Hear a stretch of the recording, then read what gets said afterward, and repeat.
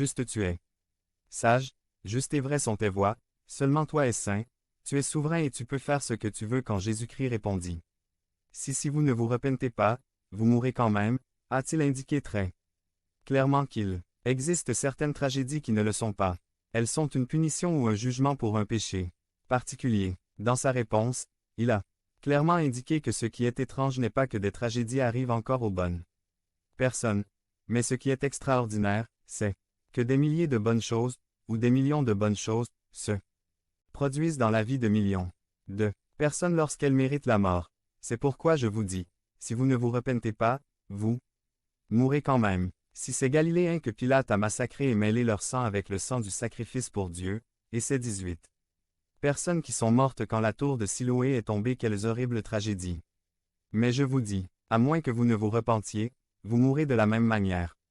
Considérez votre situation non pas du point de vue humain mais du point de vue de Dieu. Nous tous sommes sous la sentence, pour notre nature pécheresse, de la mort et de la destruction éternelle et le seul moyen d'y échapper est le repentir.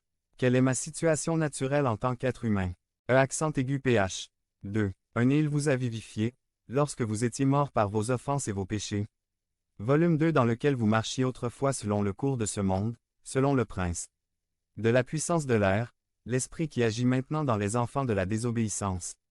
V3 parmi lesquels nous aussi avons tous vécu autrefois selon les désirs de notre chair, faisant la volonté de la chair et des pensées, et nous étions par nature des enfants de colère, comme les autres. L'avez-vous vu? Par nature nous ne sommes pas enfants de Dieu, par nature nous sommes enfants de colère. C'est pour cette raison que Apôtre Jean nous dit, car Dieu a tant aimé le monde qu'il a donné son Fils unique afin que quiconque croit en lui périsse, mais qu'il ait la vie éternelle. JN 3. 36 Celui qui croit au Fils a la vie éternelle, mais celui qui refuse de croire en lui ne verra pas la vie, mais la colère de Dieu est sur lui. Apocalypse 6. 12 Je regardai quand il ouvrit le 6e sceau, et voici, il y eut un grand tremblement de terre, et le soleil devint noir comme un sac, et la lune devint toute comme du sang. Volume 13 Et les étoiles du ciel tombèrent sur la terre, comme un figuier laisse tomber ses figues lorsqu'il est secoué par un vent fort. Volume 14 Et le ciel disparut comme un livre qu'on roule. Et chaque montagne et chaque île furent déplacées de leur place. V. 15 Et les rois de la terre, et les grands, les riches, les capitaines, les hommes forts, et tout esclave et tout homme libéra se cachèrent dans les grottes et parmi les rochers des montagnes. Volume 16 Et ils dirent aux montagnes et aux rochers, tombez sur nous, et cachez-nous devant la face de celui qui est assis sur le trône et devant la colère de l'agneau. Devenez membre de la chaîne et AIDEZNOUS à propager la parole de Dieu dans le monde entier. Samedi 16 mars 2024. Parlez à Dieu en 5 minutes. Description vidéo. Volume 17 Car le grand jour de sa colère est arrivé. Qui peut tenir debout? C'est pourquoi l'Évangile, la bonne nouvelle du salut, est si nécessaire. Le sang versé sur la croix du calvaire de Jésus-Christ est pour nous le grand remède si nous n'avions pas besoin de ce précieux salut. Jésus-Christ il ne serait pas venu verser son sang sur la croix. Quand nous étions opposés à tous les desseins de Dieu, Dieu a versé le sang de son Fils JC. Quand ce que nous méritions n'était que sa colère, Dieu a envoyé son Fils, c'est la grâce. En parlant de quelque chose d'aussi important que notre salut éternel ou notre damnation, nous devons marcher sur le bon chemin et commencer à faire le premier pas correctement pour atteindre la fin de le chemin qui est le salut éternel. Et le premier pas est celui-ci. Je suis sous la colère de Dieu, je suis sous la damnation éternelle. La seule chose que je mérite de Dieu, c'est la condamnation. Mais tout au long de la Bible il y a ce mets de l'Évangile. Jésus-Christ parle de ce mets de l'Évangile dans la parabole du figuier stérile, il l'illustre ainsi.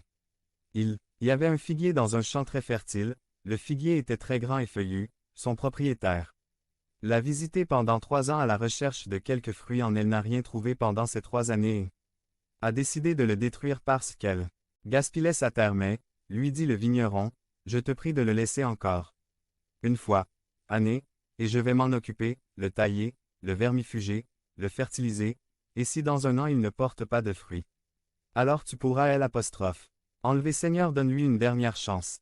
C'est ce que Jésus-Christ fait pour nous, il intercède pour nous afin que nous portions le fruit attendu, une occasion de nous repentir. Jésus illustre la repentance dans la parabole du fils prodigue alors qu'il avait gaspillé son argent et sa vie sur les plaisirs du monde. Il a dit, je retournerai dans la maison de mon père et je vais lui dire, Père, je ne suis plus digne d'être ton fils. Qui l'a fait venir à ses sens? Le Saint-Esprit. D'où vient ce repentir de sa propre initiative ou de Dieu? Dieu donne la repentance. Si vous entendez sa voix aujourd'hui, n'endurcissez pas votre cœur. Nous ne sommes pas sûrs de demain la seule chose dont nous sommes sûrs, c'est aujourd'hui. Se repentir n'est pas une chose facile. Jésus l'a enseigné lorsqu'un jeune homme riche voulait le suivre, mais Jésus-Christ, qui sait ce qu'il y a dans les cœurs, a vu dans le cœur de ce jeune homme riche un amour idolâtre pour l'argent. Et c'est bien matériel et il dit, « Si tu veux être mon disciple, vends tout ce que tu as et donne-le aux pauvres. Et suis-moi. » Et le jeune homme a préféré ses voitures, ses maisons, son confort que le Christ. Le jeune homme riche savait que la repentance est quelque chose de difficile. Il lui semblait que suivre Jésus-Christ est très coûteux et difficile et que suivre le courant de ce monde est très agréable et beau et il lui semblait que cela coûtait rien, mais c'est tout le contraire. Suivre le courant de ce monde est en fin de compte la chose la plus coûteuse. Le voyage nous coûtera la damnation éternelle. Par contre, suivre le Christ au la fin du voyage sera la chose la plus précieuse et la plus belle, la gloire éternelle sans fin. Jésus a dit du jeune homme riche combien il est difficile à un riche d'entrer dans le royaume des cieux. Il est plus facile à un chameau de passer par le trou d'une aiguille. Chers frères, la repentance a un goût amer, mais son fruit est très doux. Le non-repentir a un goût doux, mais son fruit est très amer. Dieu veut que le Saint-Esprit mette ces paroles dans votre cœur, car elles ne viennent pas d'un homme mais de Jésus-Christ. Si vous ne repentez pas, vous MOUREZ de la même manière. Devenez membre de la chaîne et AIDEZNOUS à diffuser la chaîne. Parole de Dieu à travers le monde. Samedi 16 mars 2024. Si vous croyez en la puissance de Dieu, commentaire 11.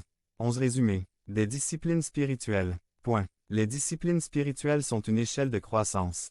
Par Wilbur Madera Rivas. Facteur de croissance. Discipline spirituelle. Psaume 119. 97.